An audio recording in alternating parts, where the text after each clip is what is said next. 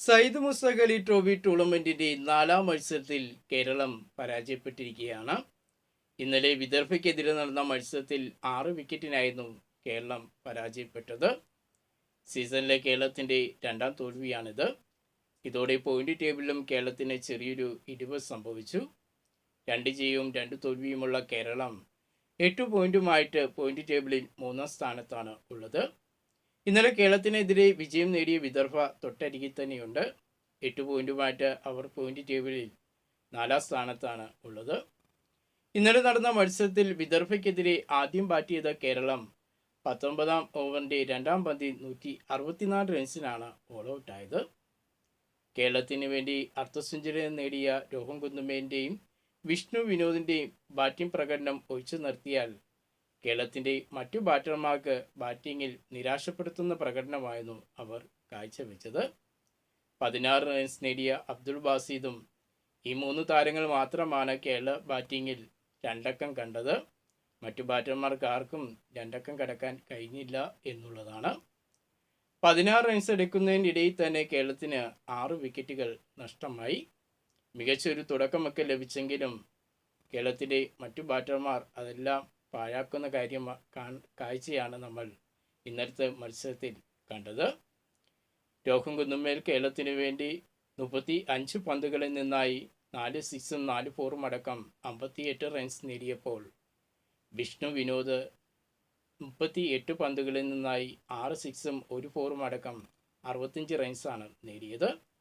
തുടക്കത്തിൽ കേരളത്തിന് സഞ്ജു സാംസന്റെയും അഹമ്മദ് ഇമ്രാന്റെയും 2 വിക്കറ്റുകൾ നഷ്ടമായതിനു ശേഷം 3ാം വിക്കറ്റിൽ രോഹൻ കുന്നുമേലും വിഷ്ണു വിനോദിന്റെയും പാർട്ട്ണർഷിപ്പാണ് കേരളത്തെ 164 എന്ന റൺസിലേക്ക് എത്തിച്ചത് എന്നുള്ളതാണ്.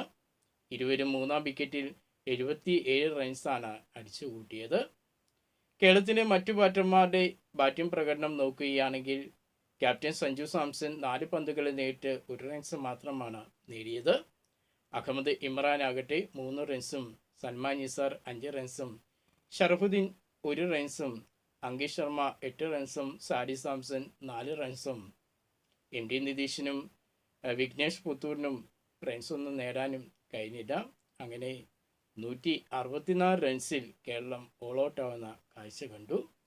കേരളത്തിൻ്റെ ബാറ്റിംഗ് നിരയെ തകർത്തത് വിദർഭയ്ക്ക് വേണ്ടി 5 വിക്കറ്റുകൾ നേടിയ യാഷ് താക്കൂറിൻ്റെ മികച്ചൊരു ബൗളിംഗ് പ്രകടനമായിരുന്നു.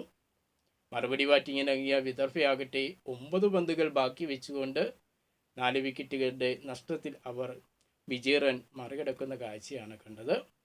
കേരളത്തിന് വേണ്ടി ബൗളിങ്ങിൽ ഷർവുദ്ദീനും അബ്ദുൾ ബാസിദും MD നിതീഷും വിഘ്നേഷ് പുത്തൂരിനുമൊക്കെ ഓരോ വിക്കറ്റ് വീതം നേടാൻ കഴിഞ്ഞെങ്കിലും ബൗളിങ്ങിൽ കാര്യമായിട്ട് തിളങ്ങാൻ കേരളത്തിൻ്റെ ബൗളർമാർക്ക് കഴിഞ്ഞില്ല എന്നുള്ളതാണ്.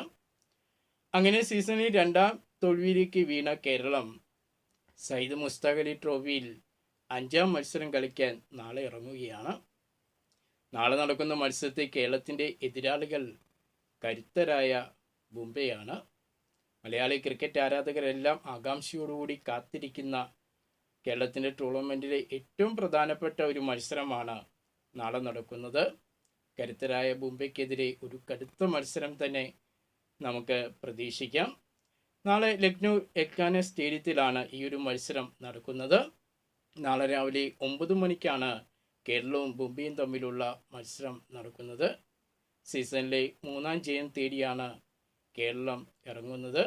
നമുക്കറിയാം മുംബൈയുടെ കാര്യം. ഈ ഒരു ഗ്രൂപ്പ് ഘട്ടത്തിലെ ടോപ്പ് 1ൽ നിൽക്കുന്ന ടീമാണ് മുംബൈ. ഇതുവരെ ഒരു മത്സരം പോലും അവർ പരാജയപ്പെട്ടിട്ടില്ല. കഴിഞ്ഞ 4 മത്സരങ്ങളും വിജയിച്ചാണ് മുംബൈ ടോപ്പ് 1ൽ 16 പോയിന്റോടുകൂടി നിൽക്കുകയാണ്. കഴിഞ്ഞ മത്സരത്തിലാണെങ്കിൽ ഇന്നലെ നടന്ന മത്സരത്തിൽ ആസാമിനെതിരെ 98 റൺസിൻ്റെ തകർപ്പൻ വിജയമാണ് മുംബൈ നേടിയത്. ഷാദുൽ താക്കൂർ നയിക്കുന്ന മുംബൈ ടീമിൽ സൂപ്പർ താരങ്ങൾ തന്നെയാണ് അണിനിരക്കുന്നത്. അജിങ്ക്യ രഹാനെയും സൂര്യകുമാർ യാദവും യുവതാരമായ ആയുഷ് മാത്ര, അതുപോലെ സർവസ് ഖാൻ തുടങ്ങി താരങ്ങളെല്ലാം മുംബൈ ടീമിലുണ്ട്. അങ്ങനെ വമ്പൻ താരനിരയുമായിട്ടാണ് മുംബൈ കേരളത്തെ നേടാൻ വേണ്ടി ഇറങ്ങുന്നത്. എന്നാൽ കേരളത്തിൻ്റെ മറുപടി എന്താകും എന്നുള്ളതാണ് നമ്മളെല്ലാം ആകാംക്ഷയോടുകൂടി കാത്തിരിക്കുന്നത്. ഈ ഒരു മത്സരം വളരെ ആവേശം നിറഞ്ഞ ഒരു മത്സരം തന്നെയാകും എന്ന കാര്യത്തിൽ സംശയമില്ല. അങ്ങനെ ഒരു കരുത്തുറ്റ ടീമായ മുംബൈയെ നേരിടാൻ കേരളം ഇറങ്ങുമ്പോൾ ഹെഡ് ടു ഹെഡ് നോക്കുകയാണെങ്കിൽ ആരെയും അമ്പരിപ്പിക്കുന്നതാണ്. അവിടെ കേരളത്തിനാണ് മുൻതൂക്കമുള്ളത്.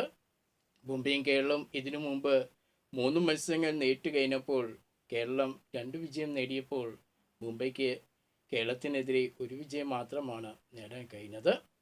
ഇരു ടീമുകളുടെയും കഴിഞ്ഞ 5 മത്സരങ്ങൾ എടുത്തു നോക്കിയാൽ കേരളം 3 മത്സരങ്ങളിൽ തോൽവിയും 2 ജയവും ഉള്ളപ്പോൾ മുംബൈ 5 മത്സരങ്ങളിലും വിജയം നേടി നിൽക്കുന്ന ഒരു ടീമാണ്. മികച്ച ഫോമിൽ നിൽക്കുന്ന ഒരു ടീമിനെതിരെയാണ് നാളെ സഞ്ജു സാംസണും കേരളവും നേടാൻ വേണ്ടി ഇറങ്ങുന്നത്. അതും സീസണിൻ്റെ 3ാം ജയം തേടി കേരളം ഇറങ്ങുമ്പോൾ നാളെ മുംബൈക്കെതിരെ ഒരു തകർപ്പൻ വിജയം നേടാൻ കേരളത്തിന് കഴിയട്ടെ എന്ന് നമുക്ക് ആശംസിക്കാം. കേരള ക്രിക്കറ്റ് ടീമിനെ കുറിച്ചുള്ള കൂടുതൽ വാർത്തകളും വിശേഷങ്ങളുമായിട്ട് നമുക്കിനി അടുത്ത വീഡിയോയിൽ കാണാം.